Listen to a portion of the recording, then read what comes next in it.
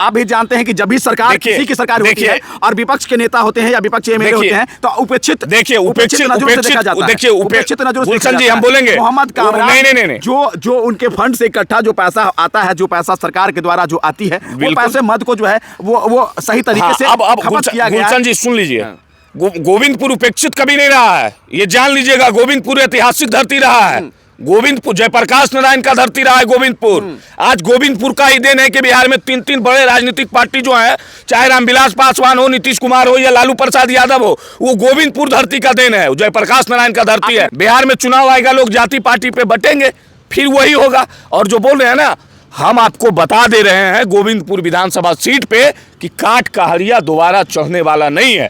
अब बताइएगा कि आप कैसे बोल रहे हैं? तो संभवतः ये कयास लगाया जा रहा है कि जदयू से उम्मीदवार होगी अशोक यादव की पत्नी। बिल्कुल। राजद में जो है अब सिंधमारी हो चुका है, राजद में कौशल यादव का एंट्री हो चुका है। लगता है कि कौशल यादव गोविंदपुर को छोड़ने वाले हैं।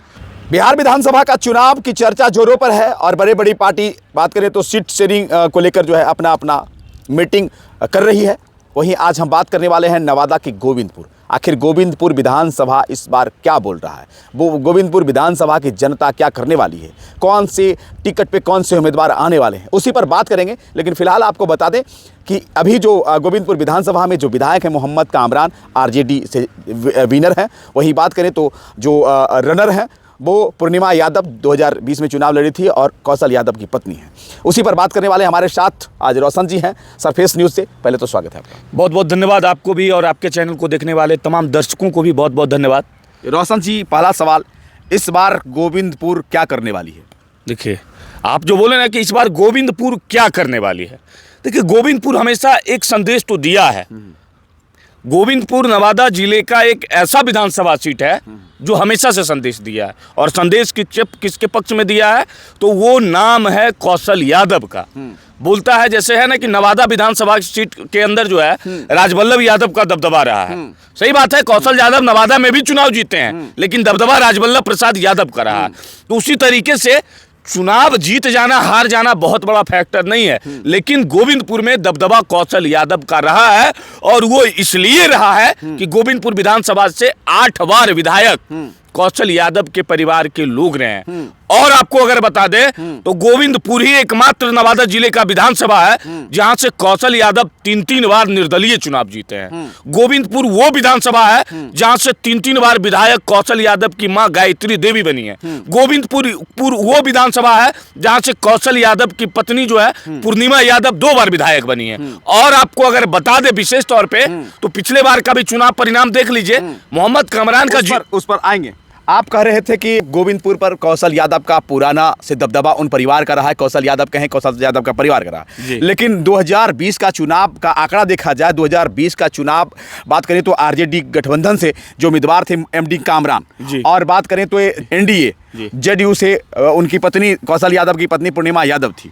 अब दोनों का यदि वोट रेशियो देखेंगे तो कौशल यादव की पत्नी जो है पूर्णिमा यादव, उनको महज लमसम बात करें तो 46,000 कुछ वोट आया था। लेकिन वही बात करें एमडी कामरान को 50% से माने एभव वोट आया था और लगभग 80,000 वोट आया। जीत का मार्जिन अगर देखा 34,000 का मार्जिन था गोविंदपुर विधानसभा। अब जरा समझने की बात है रोशन जी, आखिर वहां दबदबा किसकी है, आरजेडी की या कौशल यादव की? नहीं, वहां देखिए अगर स्पष्ट तौर पे हम आपको बता दें कि कौशल यादव का दबदबा है, वहां आरजेडी का दबदबा नहीं है।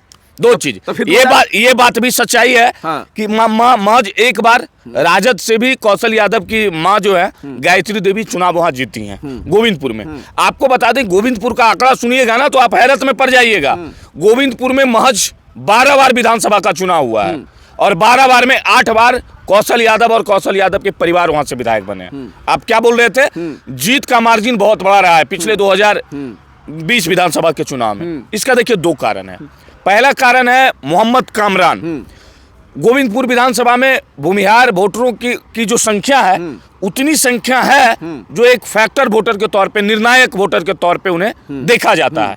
और गोविंदपुर विधानसभा के भूमिहार हमेशा से कौशल यादव के साथ खड़े हुए हैं, लेकिन 2020 विधानसभा चुनाव की अगर बात किया जाए तो भूमिहार वोटरों में कौशल यादव ने जबरदस्त तौर पे सिंधमारी की थी। दूसरी एक चीज और भी है, 2020 में तेजस्वी का लहर भी चल रहा था, वही वजह था कि नीतीश जी 43 सीट पे आकर सिमट गए। तो गोविंदपुर में जो है तेजस्वी यादव को मुख्यमंत्री बनाने का लहर था, तो यादवों वोटर में भी जबरदस्त तौर पे सेंधमारी हुआ और यही वजह रहा कि जो लंबे मार्जिन से मोहम्मद कामरान वहां चुनाव जीते थे। अब आपको बता रहे हैं कि सिंधमारी, आपका कहना है कि कौशल यादव ने सिंधमारी भूमिहारों के जो है मोहम्मद कामरान ने, लेकिन मोहम्मद कामरान में जी मोहम्मद कामरान बिल्कुल, चूंकि भूमिहार लगातार बात करें तो परंपरागत वोटर्स बीजेपी और इंडिया अलायंस की करती रही है ना, लेकिन देखा जाए तो पिछले चुनाव में एमडी कामरान जो फैक्टर थे और कहा जाता है कि भूमिहारों से उनकी नजदीकी रही है, बात करें तो जो है संबंध जो है प्रगाढ़ रही है, नजदीकी रही है, जिसके चलते जो भूमिहार मोहम्मद कामरान पर विश्वास जताया। एक चीज पर हम आपको रोकना चाहेंगे, 2020 विधानसभा चुनाव में पूरे बिहार का अगर चुनाव परिणाम उठाकर देख लिया जाए तो लगभग औसतन 60 से 65% भूमिहार जो है वो आरजेडी के साथ गए थे। आप उठा लीजिए, वही कारण वहां भी था। दूसरे चीज था, तेजस्वी का लहर था। गोविंदपुर विधानसभा में यादव वोटरों की संख्या बहुमूल्य संख्या में है, यादव बहुलक क्षेत्र माना जाता है और यादवों का विश्वास तेजस्वी यादव पे था।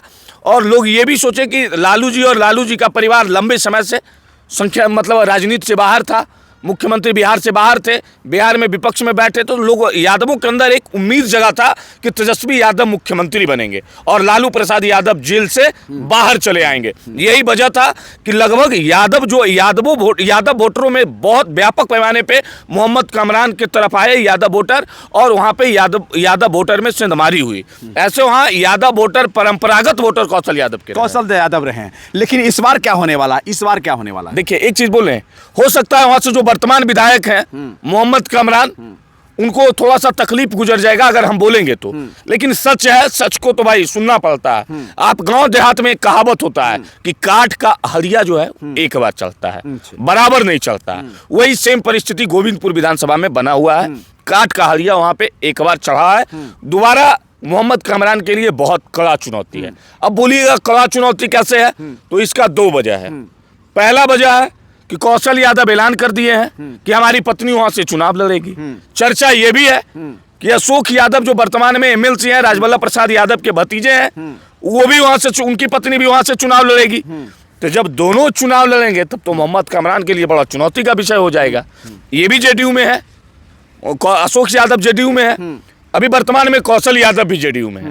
लेकिन ये कयास लगाया जा रहा है कि राजद से होंगे। लेकिन कयास ये भी लगाया जा रहा है कि कौशल यादव पूर्ण रूपेण यदि कहें तो जेडीयू से निकल चुके हैं, राजद में होंगे, निकल चुके हैं, तो आरजेडी से आएंगे, राजद में। लेकिन ये भी मान लीजिए कि तेजस्वी प्रसाद यादव के सबसे खास नवादा में यदि कोई है तो मोहम्मद कामरान। देखिए, और बात करें सभी फैक्टरों को तोड़ने वाले, एक मिनट एक रोकना चाहेंगे, सभी फैक्टरों को तोड़ने वाले मोहम्मद कामरान है। और गोविंदपुर विधानसभा की बात करें तो गोविंदपुर विधानसभा ऐसे विधानसभा है जो नवादा में सबसे पिछड़ा है और कहीं न कहीं मुख्य वजह रही है कि वहां के नेता, वहां के जनप्रतिनिधि उस लायक नहीं थे, विकास मॉडल पर काम नहीं कर पाए, कहीं न कहीं नेताओं की कमी रही है, जिसके कारण जो है गोविंदपुर विधानसभा पिछड़ रहा है। और 5 सालों में जो जीतते हैं और जनता के उम्मीदों पर खरा नहीं उतरते हैं, कसौटी पर खरा नहीं उतरते हैं, जिसके कारण अभी तक जो है जिस प्रकार विकास होना चाहिए और दूसरे विधानसभा में विकास हुआ था, गोविंदपुर पिछड़ा नजर आता है। इस बार के दौर में जो लोग देख रहे हैं और हम ग्राउंड पर गया है, ठीक है, ग्राउंड पर गया है, लोग कहते हैं कि मोहम्मद कामरान ने जिस तरीके से काम किया है, लोगों को विकास का चटनी चटा दी है। गुलशन जी एक चीज बताइएगा, सरकार किसका अभी वर्तमान में? जेडीयू का। एनडीए की। मोहम्मद कामरान किस दल से विधायक? आरजेडी से। हाँ। कितने दिनों से यहाँ जेडीयू की सरकार है? बात करें तो 17 महीने सरकार, 2005 से सरकार है। 17 महीनों में मोहम्मद कामरान ने क्या ऐसा तीर मार दिया जो गोविंदपुर विकसित विधानसभा हो गया? इसीलिए विकसित, चूंकि मोहम्मद कामरान ने बात करें तो वहां का एक धरोहर नहीं बात करें, सवाल दो है। देखिए वो चीज नहीं है, एकदम स्पष्ट तौर पे बोलेंगे।